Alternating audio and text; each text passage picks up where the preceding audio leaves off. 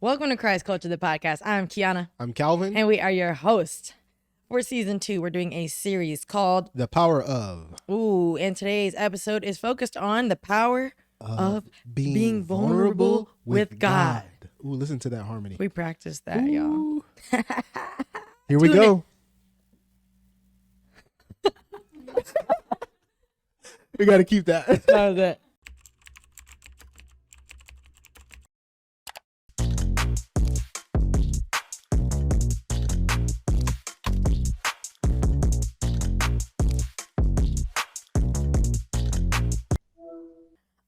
Can you think of a time where you were vulnerable and it felt good? Yeah. Now, can you share it with us? Let me see if I can think of one specific time.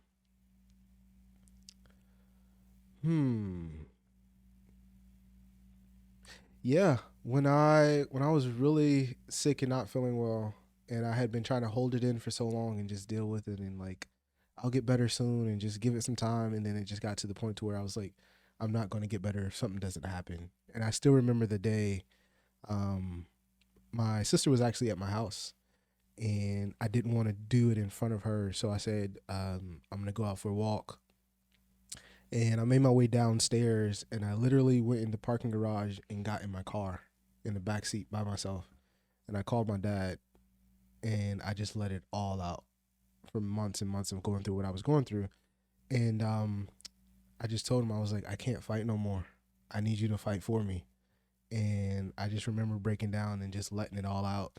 And afterwards, how good it felt, just like, you didn't have to hold that all in by yourself.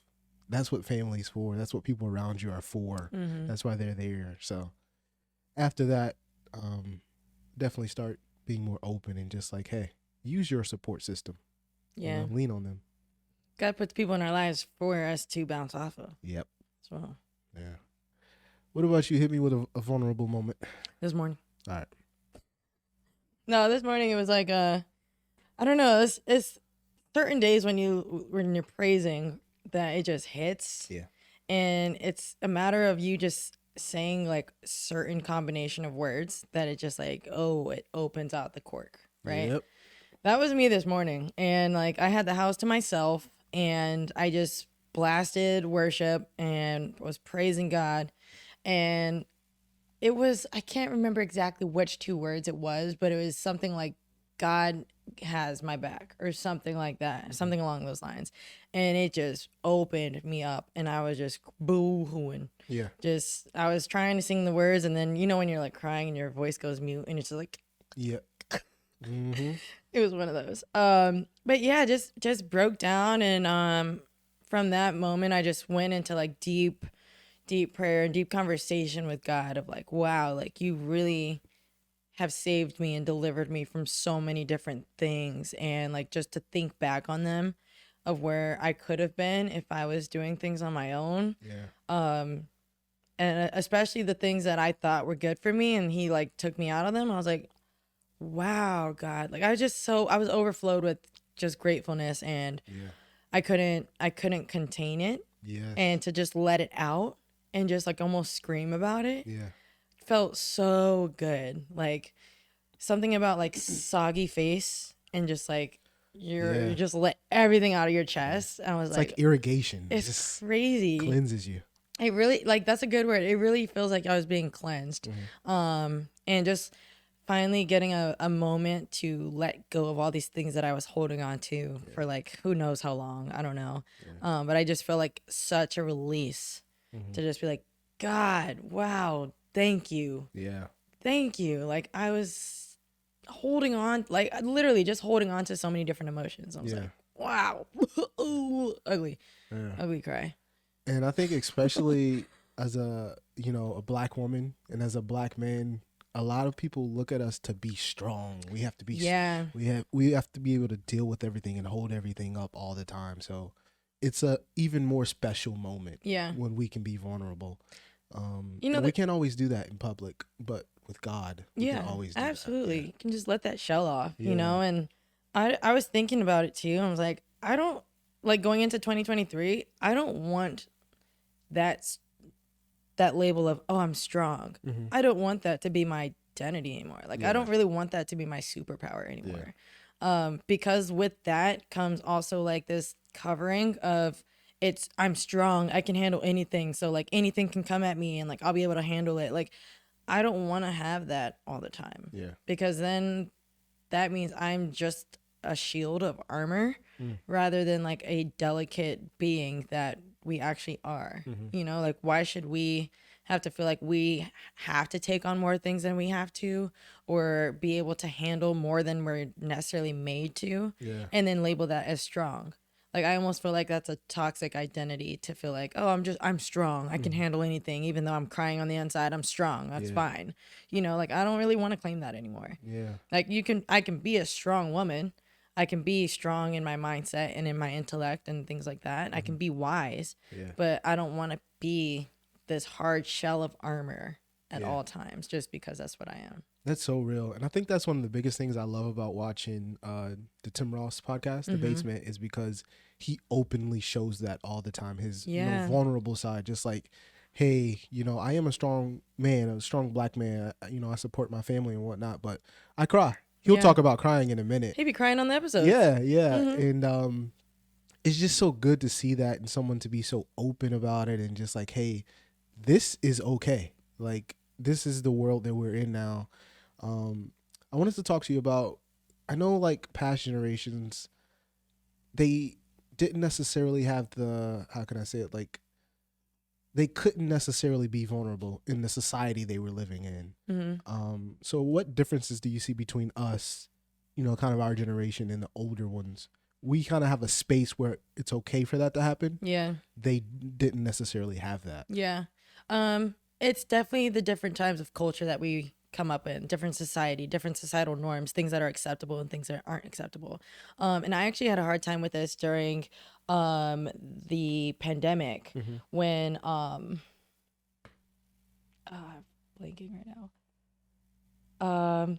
Basically like when the Black Lives Movement was starting. Yeah. Because at the time, me and my brother were home in DC. And this is when all the riots were going on. And we were very adamant about posting our belief of like, okay, this is wrong.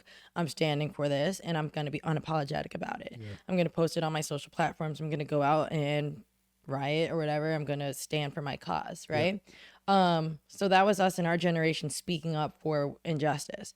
Now my parents and even the generation before them, like my other family members, they were kind of like, okay, maybe you shouldn't put that out there. You need to be sensitive because what if somebody that you might be working for sees it and then they see you a different way. Yeah. And then maybe even a boss sees it and then they don't want to work with you and they fire you. You lose your job, you lose your security, you lose all these things.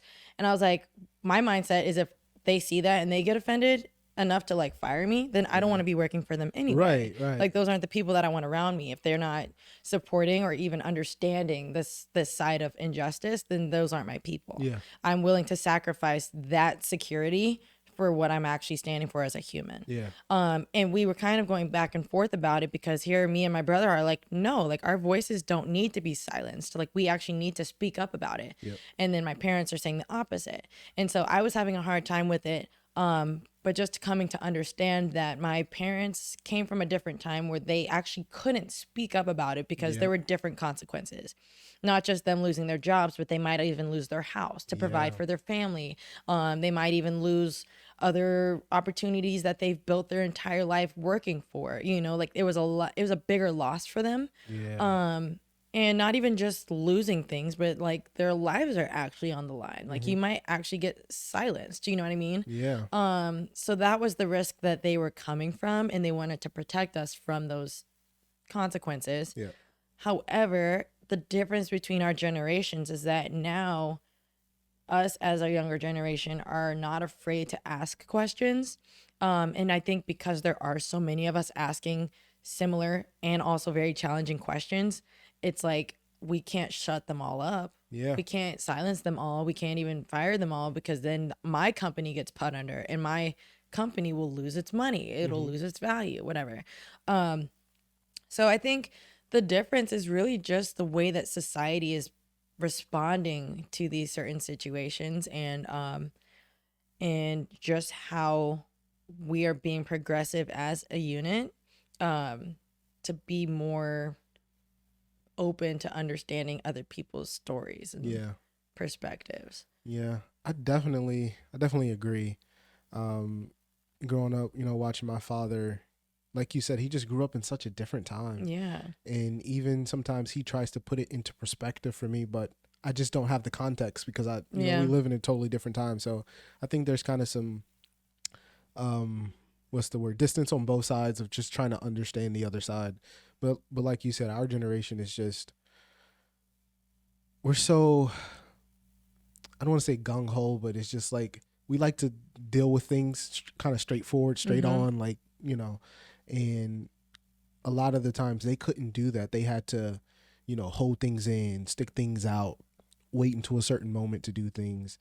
And I think, I don't want to say that was bad, and I don't want to say the way we do things are bad, but I think there's something to learn on both sides. Yeah. Yeah. So the other question I was thinking about is being vulnerable, not just with God, but how does the vulnerability that you exercise with God translate to your life? So do you find yourself being more vulnerable with friends or family now because of that relationship that you're developing with God? Absolutely. I find that there's a direct trend in that correlation for me. Um, because there was a time where I would feel, I don't know if afraid is the word, but I would be reluctant to tell other people, especially like my close friends or my close family, like exactly what I'm feeling, because I I just wanted somebody to listen rather than to give me advice all the time. Mm. And then sometimes I would, in me doing that and being vulnerable, if it wasn't them listen, or if they were giving me, or if they were listening to me, I'd be like, sometimes I just want them to tell me what they feel. Yeah. So then I didn't know what I wanted to receive. I'd be like, I want you to listen, or I actually just want you to give me advice. But then Yeah. I just wouldn't get what I needed. And then with my relationship with God, He is a active listener Yep. and He is a quiet speaker. And that's what I feel like I yearn in a relationship with vulnerability, is that I need to be heard, I need to be seen, I need to be understood. And then with me being understood, I need to receive exactly what I need, not what I want to hear. Yeah. So yeah, in my relationship with God, I know that I can trust Him. I know that I can leave it all on the table and like say even the deepest things in my heart, Mm-hmm. and He's going to listen. Yeah. I know that He understands because in the Word, that's where I get my validation. So yeah, it's helped me with my vulnerability, because even with setting boundaries, when I'm having these hard conversations with people, even if they're not really deep, it's Mm-hmm. still like, I feel more free to have Yeah. that moment with them, Yep. because I can set boundaries to be like, hey, I actually just want you to listen really quick. I don't really need you to say anything. I just need an ear, Yeah. and me saying that, even they're more receptive to be like, oh, okay, what's going on? Yeah. Sometimes I'm like, just ask me deep questions. Like, I don't even need you to give me advice. Like, just ask me prompting questions past what I'm telling you, because sometimes I need to go deeper, Yeah. and I don't even think of the questions that I need to get deeper, Yeah. That's so real. which is why I love therapy, Yeah. because she be listening and she be asking me questions, and I'm like, how dare you ask me this? But yes, to answer that, I don't know. I haven't really thought like that yet. So yeah, it's definitely helped my vulnerability, because I practice that with God, Yeah. and that is my safe place. Yeah. So it reflects in my other relationships. Yeah. That's so real. How are you with vulnerability? Because I know you used to say, like, back in the day, you were kind of prideful, Yeah. and the opposite of pride is vulnerability, in my opinion. Yeah. I think I would say it's getting better and better with time. Yeah. I'm definitely more open about stuff. Like even my brother Iman will tell you, I talk to him more about stuff now than I used to in the past, which is, I love it because I don't have to keep it in. So usually now when I'm feeling something, I try to find a way to get it out, whether it's writing it down in a diary or, yes, I'm a guy and I have a diary. Does it have a lock on it? No, it doesn't. No, it has a pin code. Huh? A pin code is in my phone. It's an Oh, I'm like, what kind of electronic book diary. has a pin code? Okay. But yeah, I try to find a way to get it out and not keep it in. Yeah. So definitely with time, it's becoming a stronger muscle that I exercise, and it's kind of expanding. You know, I started small with my small circle. I can be vulnerable with people around me, but now it's like, you know, expanding a little bit. Now, I will say I don't think you should be vulnerable with anybody. Yeah. Yeah, that can be a slippery slope right there. But yeah, it's definitely expanding. Yeah. I wanted to ask you, what do you think the biggest reason is why people don't want to be vulnerable? Like, what's the biggest thing they're worried about or concerned about? I don't know if it's a societal thing that's been pressed on, but people correlate vulnerability with being weak. Hmm. Um, I don't know if it's from the media, from movies, or whatever, but crying is a signal of weakness, which isn't the truth. I actually think if you're able to cry, I think that's probably the strongest form that you could be in. Yeah. To be able to let out these emotions that you're holding in, because it's so easy to hold on to it, that it's actually more powerful to actually let it go and release Yeah. it. Yeah, I think, because I even catch myself sometimes when I'm crying, or like even for the females when it's like the time of the month, it's like you just find yourself crying, and I'm like, Mm-hmm. why am I being so weak right now? And I'm like, oh, it's that time. Yeah. But even that mindset of like, why am I being weak right now because I'm emotional? Yeah. Is that real? Yeah. You know, that's not real. I don't uh even for men too, like when they say, look, like boys shouldn't cry, Yeah. suck it up, be a man. No. That's toxic masculinity. Yeah. You know, I think there's toxic femininity as well. Mm. But definitely having that vulnerable emotion is a superpower, not a weakness. Yeah. For sure. It makes you, like you said, so much stronger. Like the fact that I can openly display emotion in front of another human being it's empowering. And it just makes you, you know, want to do it more under the right circumstances, obviously. But yeah, another big moment in my life, I guess, since this is about vulnerability, I'll just be vulnerable. Nice. Was me and my mom. There were, you know, a lot of things over the years that just weren't said, and there was a lot of things that kind of got passed over and looked over, and it kind of boiled up to a moment, and we kind of had to let it all out at one time, which is not the way to go. Mm-hmm. But after that happened, just the way our conversations opened up going forward was such a blessing. Um, and like even with my sister, once I started to open up and be more vulnerable with her, like our relationship blossomed into something else. And yeah, I can't, you know, say enough, especially to young black men, just speaking from my perspective of how important it is to find those people around you who you trust and learn to be open with them.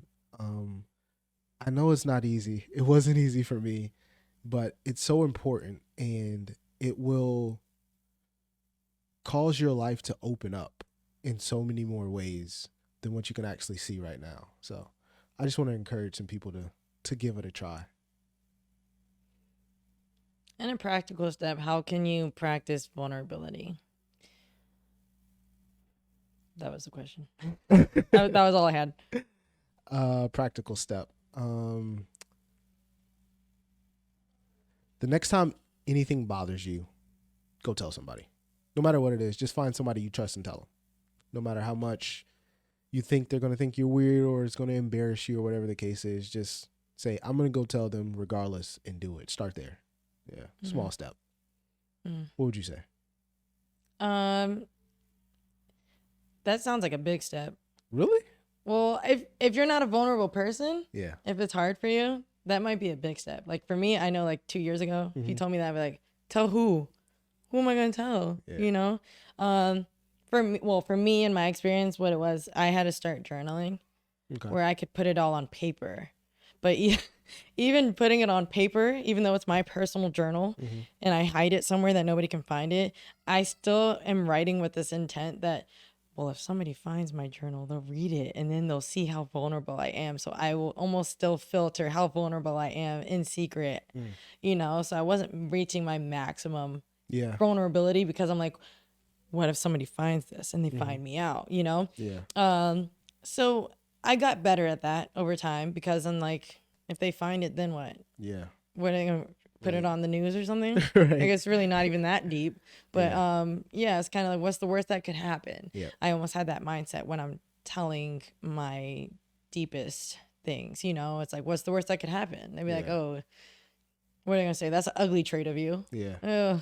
Okay. Yeah. You know? But yeah, it was, for me, it was journaling. And then it got to verbally praying in a room or like in my car, somewhere where I know nobody can hear me, where it's just me and God.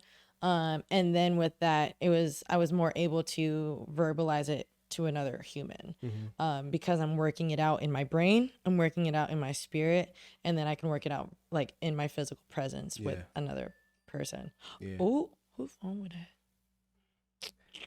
Tisk, tisk. One of our crew members' phones just dinged at us. Fired. Well, you're just kidding. But yeah, there's like an individual person has to figure out what their steps are to vulnerability, because it could just be like working through your thought processes to realize, oh, I'm actually not that stressed as I'm making it out to be in my head. Like I'm just actually heightening certain situations. Yeah. But yeah. What advice could we give people, not themselves, but when they're dealing with another person who's trying to be vulnerable with them? What advice could we give that person? Create a safe place.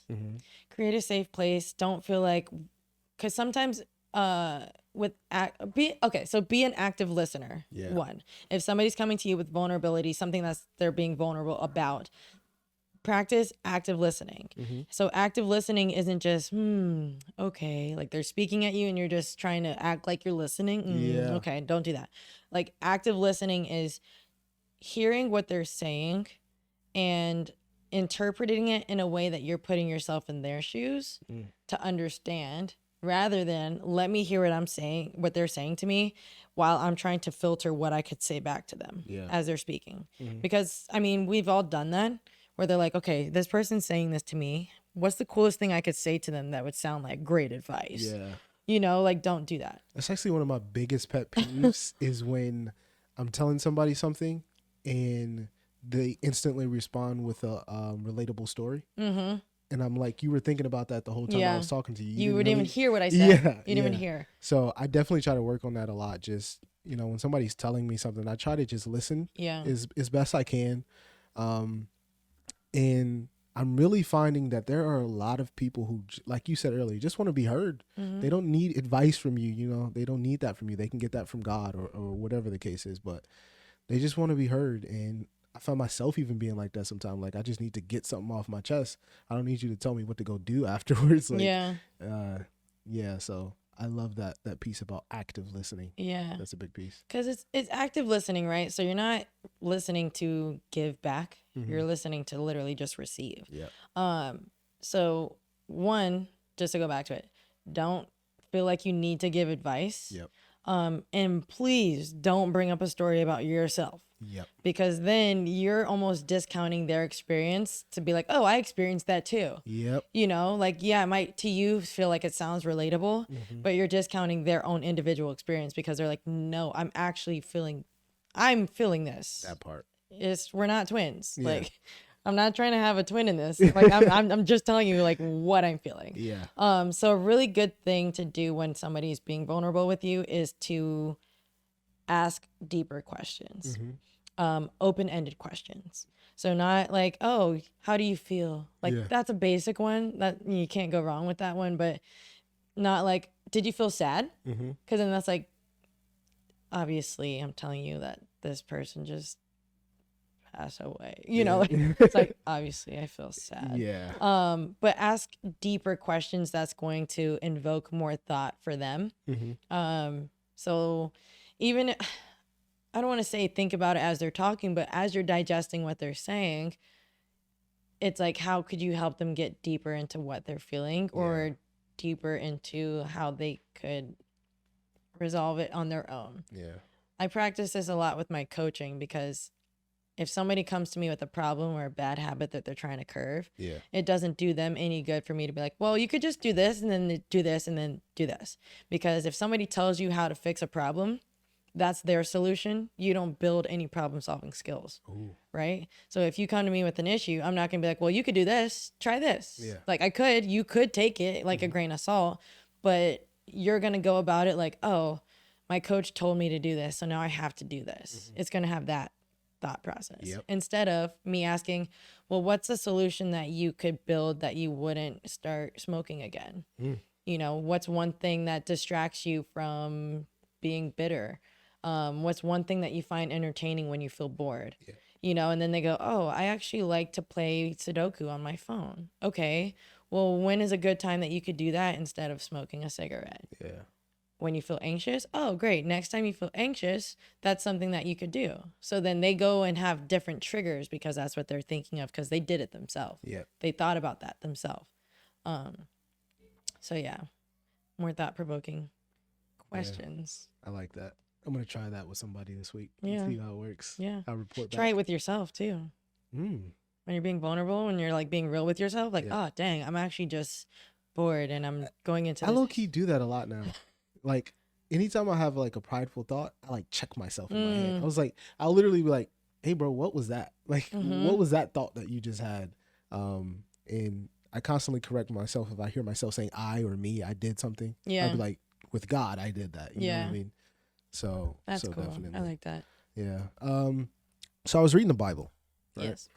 I got my Bible today. There you go. Sorry for the mic noise. Got to get the KJV out. So I got the King James version today, the Old English. Art ye thou shalt. I was looking at Jesus in the Garden of Gethsemane, and he actually was being vulnerable with God. And the part that I was looking at is, let me get the exact spot.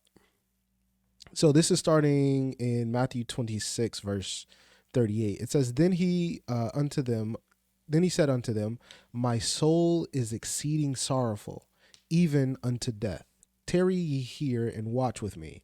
Then it says, And he went a little further and fell on his face and prayed and said, O my Father, if it be possible, let this cup pass from me. So here Jesus Christ is speaking to the Father, asking him to let this cup pass because of the weight of the burden he was about to bear. As strong and divine as he is, he didn't try to hide it in that moment. He went to the Father, got down on his face and prayed and told him how hard that moment was for him. So if there's no greater example than Jesus Christ being vulnerable, I think that's something that we should all strive to be more comfortable with. Yeah. Yeah. Absolutely. And even with that, but I feel like before we can even be vulnerable outside of ourselves, whether it be to God or different people that we go to, we have to be vulnerable with ourselves. Because he wouldn't be able to go to God and say, this is a heavy cup, without having to realize and acknowledge to himself, this is too much for me to carry right now. You know? So there has to be that vulnerability check with ourselves too, to be like, is this out of my power? Yeah. You know? Like, can I do this on my own? No, I can't. God, I need you. Yeah. There comes. Those are powerful words. Yeah. I need you. It's powerful. It's humbling. Yeah. It's humbling. Also, with vulnerability, you become humble. Yeah. You lower yourself down, and I think society has a hard time with that. Yeah, for sure. The other thing I was looking at with this same scripture is obviously a little bit later, Jesus is crucified and then he's resurrected. So the thing that I was thinking about is sometimes we go to God asking him to resurrect our situations, but we won't be vulnerable with him about what that situation is in the first place. We won't actually admit it. So before the resurrection comes vulnerability.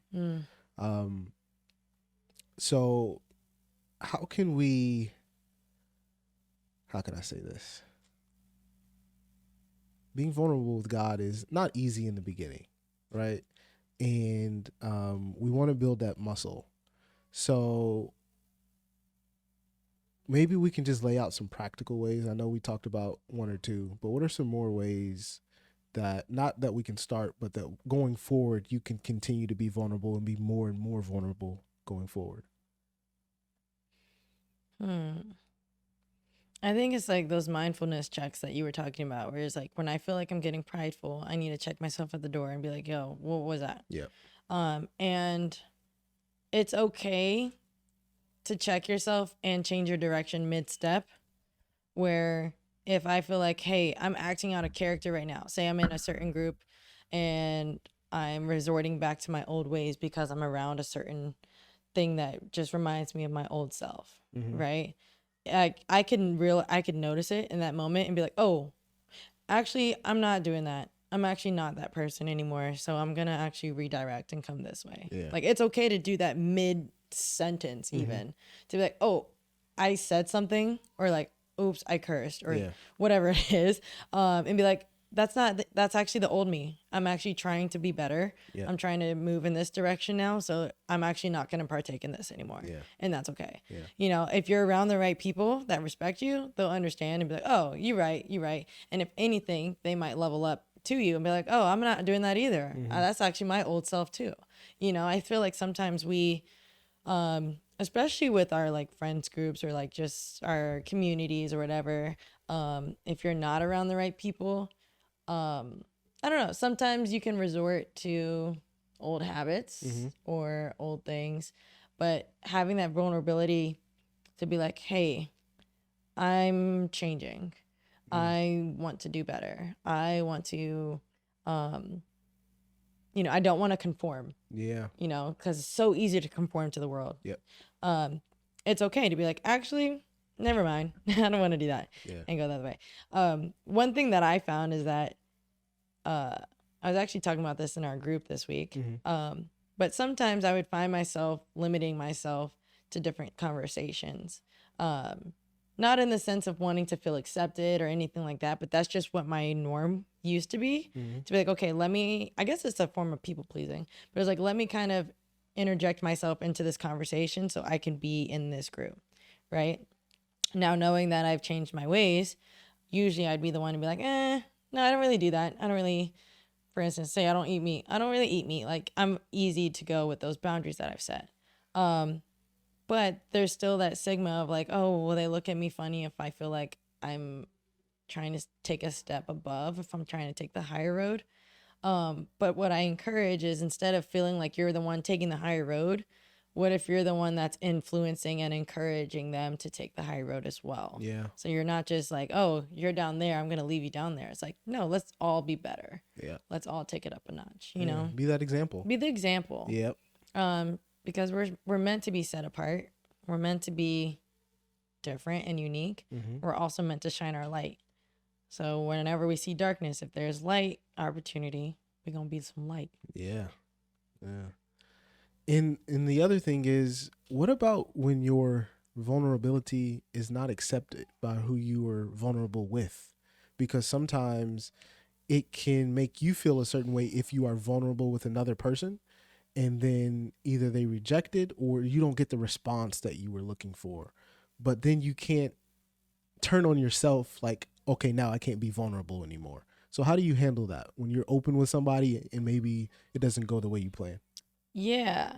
I had this recently.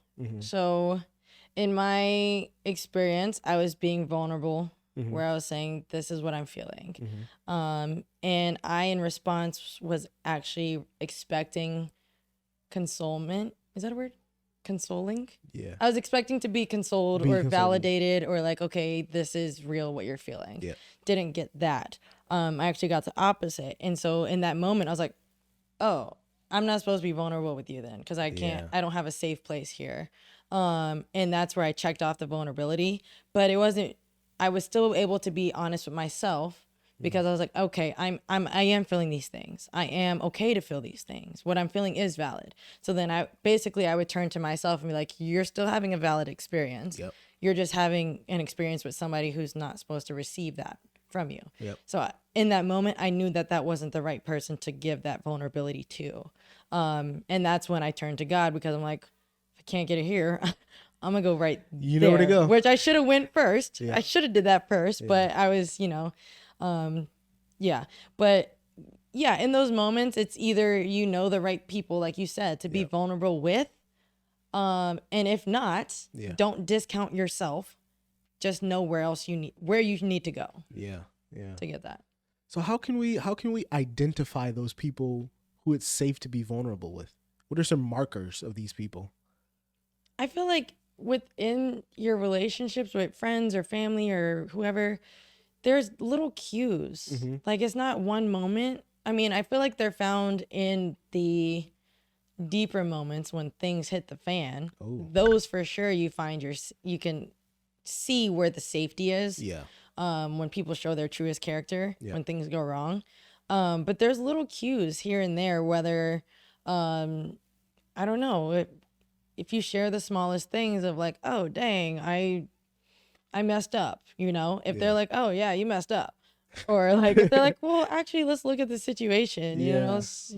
You didn't mess up. You did something that caused a different consequence, but that wasn't you don't have to own that, you know, that's the behavior that you had. Yeah. You know, like there's little cues in how people respond with you, whether they say what you want to hear or what you need to hear. And those are the people that you want around that say what you need to hear, not just what you want. Yeah. That hits hard because I used to, I don't want to say surround myself with, but gravitate towards people who told me what I wanted to hear. Who built me up all the time. And I found myself staying out of situations where I felt like somebody could tell me what I needed to hear. And I think that goes back to that whole pride situation. But it's very important to have people around you that'll tell you what's real in that moment. And that's why I'm going to pick on her. So that's why I love Tay so much. Yes. Because Tay will tell me in a minute, like, you glossy, you need to wipe your forehead off. Like, she's just one of those people, and she does it with love. Yeah. And you can feel that when she speaks to you. So I think that could be a marker sometimes when people talk to you like that.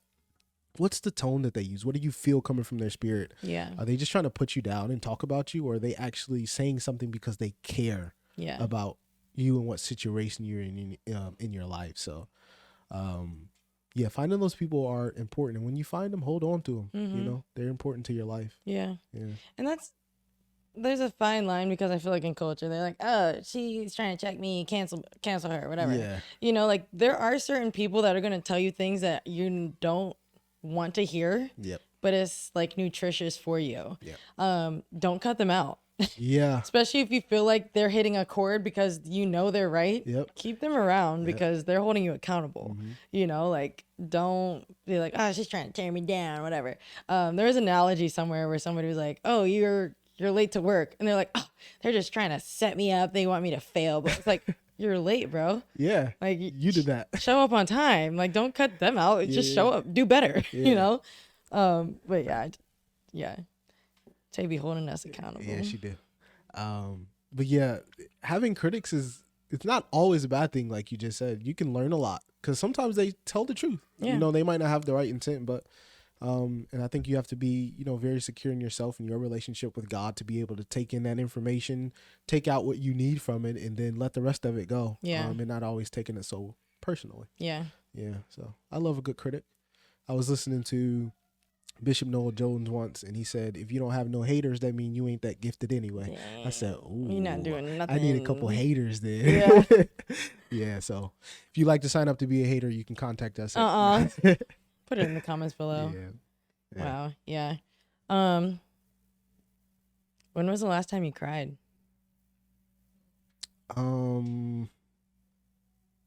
Last week. Yeah.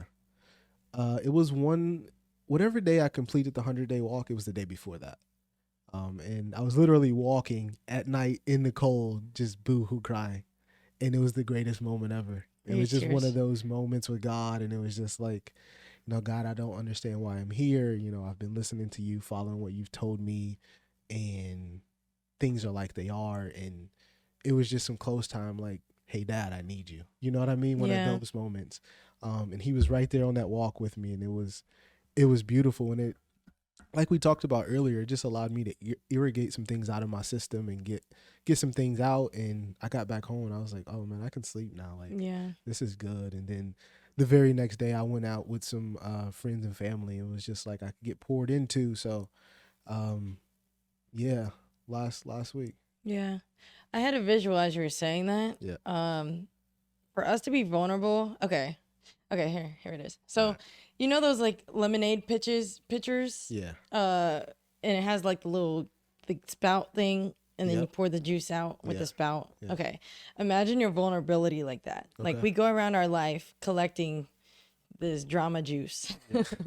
I'm gonna call it drama juice. Okay. And you fill up this pitcher with all this drama juice. Yeah. Eventually, if you don't open the spout to let it out, you're just gonna get filled up and overflowed. Yeah. That's not the juice that you want to overflow with, because then it pours out into other areas in your life, and then things just crumble, because that's like, it's like acid. Yeah. It's not good stuff, right? So for us to be vulnerable, we have to literally open the spout and let it pour out. Yeah. Like, don't even stop it. Just let it all come out. All of Yeah. it. All of it. Don't hold any for later. You don't want that in your system. Yeah. So with us pouring that out, the more that it does that, it'll rain. Yeah. When it rains, that's clean, pure water. Ooh. And the pure water will fill up your pitcher. Should we talk about the rain cycle now? Like, Yeah, it's just, yeah. what is it? Not photosynthesis, but what's that cycle? The Precipitation. The We went to school. yeah. Um, Yeah. But it just you let it out, and then you get filled up with Yeah. pure water. For sure. Yes. Yeah. I like that analogy. Thanks. I just And- made it up. The other thing I was thinking about is you were talking about it overflowing if you don't open that spout up, and when it overflows, it just goes anywhere. Everywhere, yeah. It's a mess. It's chaos. Mm-hmm. But when you use the spout, you can direct it. Yeah. Yeah, so you can direct that vulnerability to God, to a loved one, and really pinpoint it and get to the bottom of what's going on. Yeah. And it can help you get better. So I will say with vulnerability, because we said direct it to like a person. I want to be very specific when we are spilling that vulnerability out, that we want to make sure whoever we're spilling it out to has the space for it. capacity. Yeah.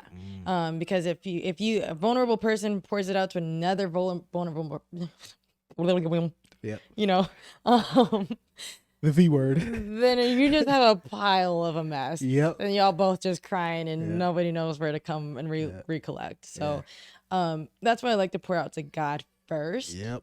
because I know he can handle all of my mess. Literally, I can pour it all out Yep. and not feel bad that I'm like, dang, I don't want to be a burden, because that's part of it too. Like, holding that emotion in is partly because I don't want to burden anybody else. Yep. I don't want to put this on somebody else who already has their own stuff going on. Yeah. I don't want to put that on them, because now they're stressed, and then I'm just passing over my drama to them. And then maybe they don't know how to hold it out because they're empath, and they just hold it in. Yeah. And then their thing is filled up. So it's so important that you take your drama juice to God first. Yeah.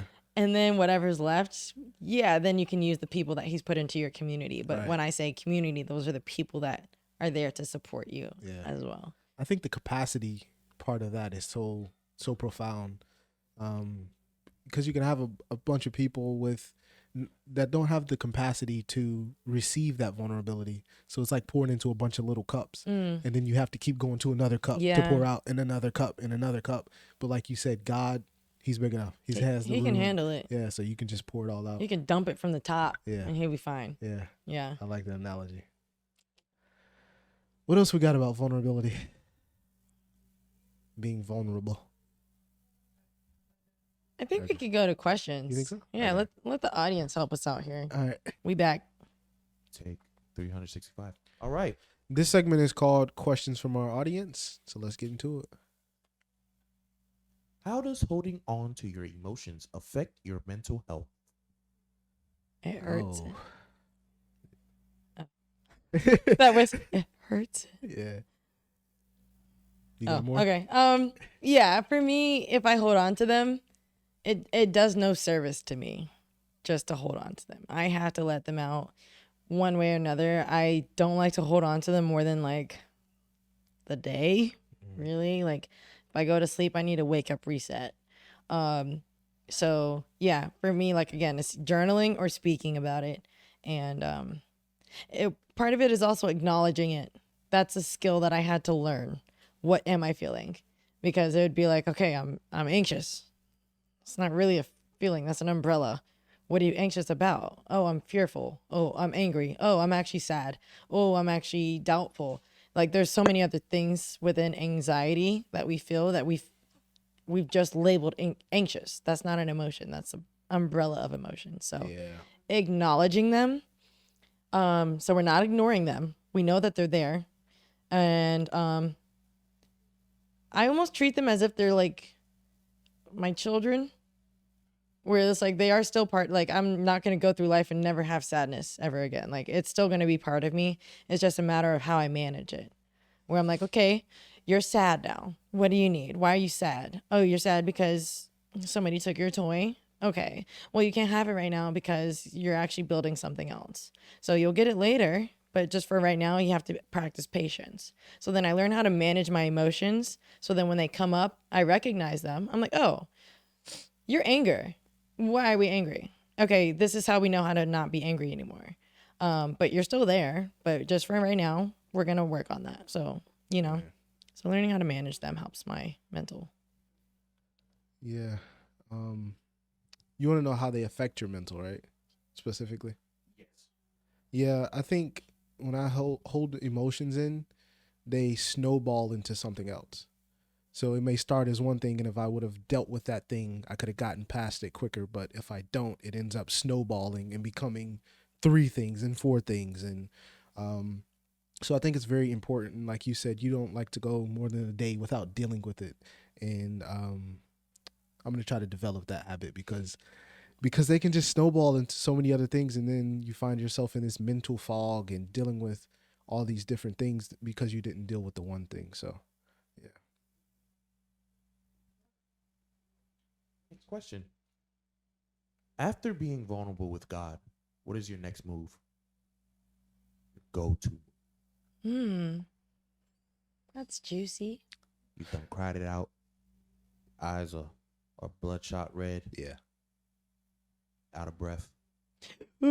Hiccups. Yeah. Take a nap. Oh. I don't know. That's a good question. Eat. I don't think I have one like specific thing that I go do after those moments. I think I just do the next thing. What I will say is that I do it with a lot of gratefulness in my heart and a lot of joy and just happy to be able to do whatever it is I'm doing. So I try to just move on to whatever the next thing is and do it with a lot of love and joy in my heart. I feel the same. Where it's not like one specific thing I do in a routine. Um, but I will say after I let it all out, I feel so much lighter and I feel ready to accomplish anything because I've been reset. I've been renewed. My mindset is somewhere else where I'm like, oh, that wasn't that big of a deal. There's other things that I could focus on that'll be more fruitful to me. Not even to me, but to the people around me and to like what I'm actually like what God is moving through me. So I think if anything, my focus shifts where I'm like, oh, why is this happening? To like, wow, that happened. And that was actually really awesome. Even though it felt like it sucked, it was actually really awesome and projected me forward. Yeah.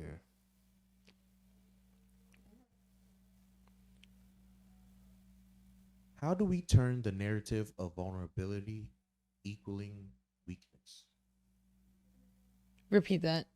So we talked about a lot of people seeing being vulnerable as being weak. Yeah. How do we turn that narrative? Like how do we flip it?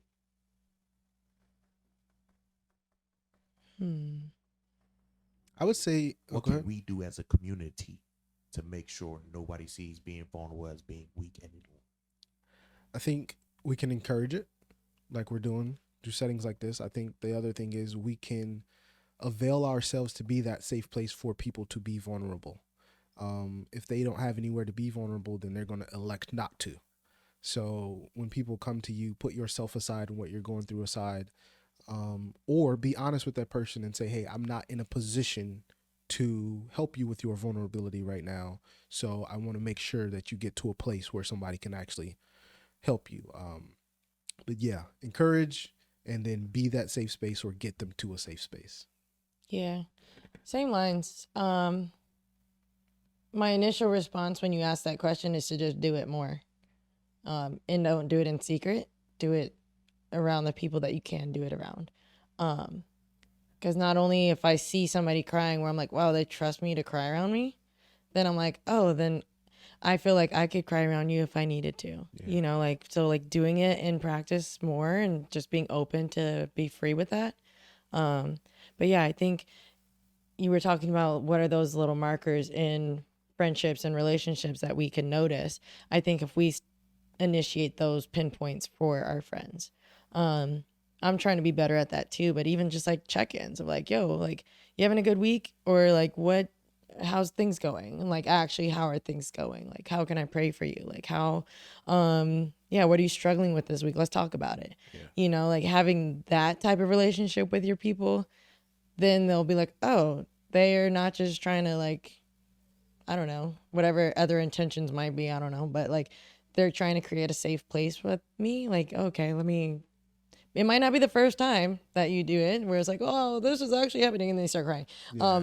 You know, but it's a continuous relationship. Yeah. Tim Ross was saying intimacy is built off of consistency. Yeah. So you can't expect intimacy. And even with your relationship with God, you can't expect to be intimate on the first time. You have to do that consistently to build that relationship. Yeah. That's good. I can share a moment. Hope it's okay with Key. It's okay. This week, she actually, when I didn't show up to E group, it's not like me to not show up. Yeah, I was like, is he okay? Yeah, she hit me up, was like, just, are you okay? Can I pray, about something? Is everything good? And I remember looking at my phone and I was like, that's dope. Like, she's just checking in just to make sure Cal is good. And I was tired. And I told her, I was like, yeah, I'm just worn out. I had to take a day. I was like, is there anything I can pray you about? He's like, sleep, in all caps. I was like, okay. Yeah. But yeah, just those moments. And it's like, it's okay for me to tell Key I'm tired. I don't have to be like, no, I'm good, and be sitting at E group like this. Eyes glued open. Yeah, so it was a dope moment. That's it? I want to say one last thing. Yeah. Hard conversations Yep. make an easy life. Easy conversations make a hard life. Bars. That's it. This next part of our episode is called SOS. That means, what is it today? Scripture on the spot? Subject on the spot. Yeah, we're switching things up. So we're Yeah. doing a subject instead of a scripture. So, Yep. Every season we'll have something different. Yeah. You know what? So Keep if it y'all have interesting. ideas, let us know Yeah. how we can switch it up every season. I feel like 10 seasons from now, we're going to be in here like juggling. Right. What else can we do? All right. I'll let you give me the subject this time since I threw you for a limb last time. All right, cool. I got you. Let me give you something. Boom, boom, boom, boom, boom. It's as easy as riding a bike. The hum in the microphone, just dramatic effect. Okay. 3, 2, 1. There's going to be a lot of things in your life that you need to practice to get better at. Some things that you can learn as skills, but you will forget them over time. Kind of like writing cursive. Just kidding. You always remember how to write cursive. Certain things that you might forget are how to do math. For me, I forget how to do math. If you're a math person, maybe how to do calculus. Yeah. You forget those things if you don't practice them. Certain things that you don't forget is riding a bike. You learn that skill, you master it, and after you master it, you just never forget. It's in your nature. So that's the same thing with our faith sometimes. Like at first, it takes a while to get it, where we need to practice and be in it every single day. But then you always know how to get on the bike. You always know how to ride the pedals, and you always remember how to balance. Finding that balance in your faith is key, but it also takes that practice and that diligence when you're learning it to get to that point where you always know how to get back on it. Ooh, that was a good one. That was a good one. It's easy as riding a bike. I like that. I forgot the one that Tay gave me earlier, so I'm gonna just do Like, it. y'all can't be collabing out I know. here. I was like, that's cheating. We'll have her do that on her special segment. Okay. What we got? Okay, Cal's topic is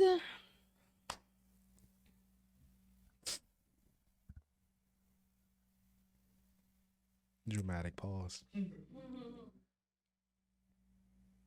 instant messaging.